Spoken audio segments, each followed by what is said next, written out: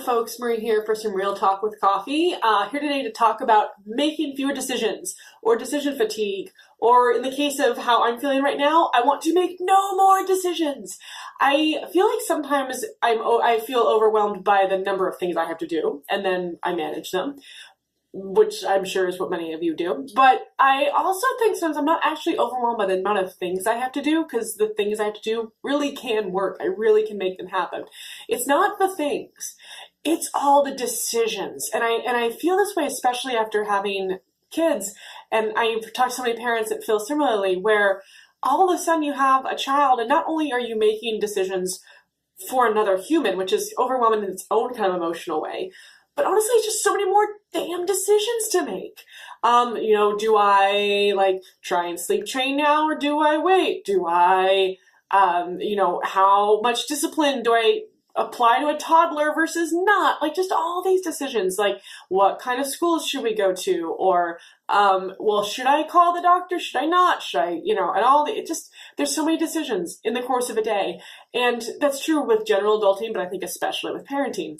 And so I'm at this phase right now where actually the work I'm doing it's relatively doable, and the time I'm spending with my children and with my spouse, it feels mostly good. But the thing that I'm worn out with by the end of a work day right now is not so much work, it's the decision making. I want to make no more decisions. And so the other night, my husband very kindly and very normally asked, "Oh, what do you want for dinner?" And it seems like the normal, rational question, right? And in fact, even a nice question to ask somebody what their preference is. We tend to think of that as a good thing, or we tend to think that giving people more choice and more options is a good thing.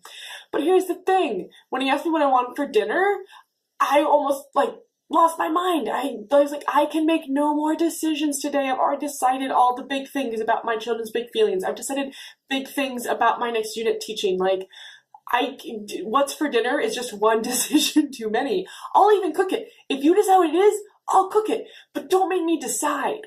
And so I just wanted to hop on here today and think about what are the things that we can do to minimize our decision making. And I think some of them, especially for those of us who are used to doing things on our own, it can be kind of a weird thing. I have learned to outsource some of my decision making. So, random example, I am currently taking a Spanish class. I signed up for it through the community, local community ed program. It's once a week for an hour and a half, manageable in my life. And honestly, everyone I've talked to, when I said, "Oh, I really want to improve my Spanish," they've said, "Oh, there's Duolingo and there's all these apps, and I can get stuff through my library, and those would all be cheaper and possibly more convenient than an hour and a half class once a week." But honestly, I wouldn't do them because I would have to make another decision. Once I signed up for the class, I made one decision, and now for 8 weeks, my decision is made. On Thursday night, I just go to class, and somebody else tells me what to do. I don't have to figure out what to do and then do it. I just have to do it. And so I think there's so much benefit to looking for ways in your life when you can either pre-make decisions yourself, say this is what's happening for the week. I'm going to make all my decisions about food for the week on Saturday. Or I'm going to make all my decisions about, for me with teaching right now, this unit, I'm going to make all the decisions for that today, and that's going to last me most of the rest of the unit. The big decisions are made. Or, in terms of create balance, thinking about what our essential values are. And I find it so helpful when I go through the create balance process. I name my essential values for the next few months, and I've made that decision. It doesn't mean I can't change it, but I don't have to. I never have to start from scratch. 3 weeks later, I don't say, "Oh my gosh, what actually matters in my life?" I know what mattered in my life 3 weeks ago, and then I can evaluate if that's still true, but it's not like it's a fresh decision.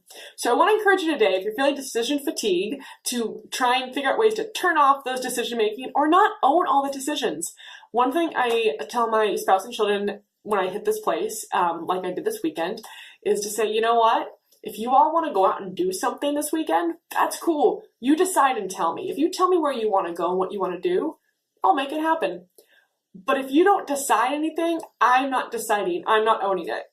You know what? We didn't do much this weekend, and we all survived, and I had about 15 fewer decisions to make, and that worked for me. Real Talk with Coffee. Thanks for watching.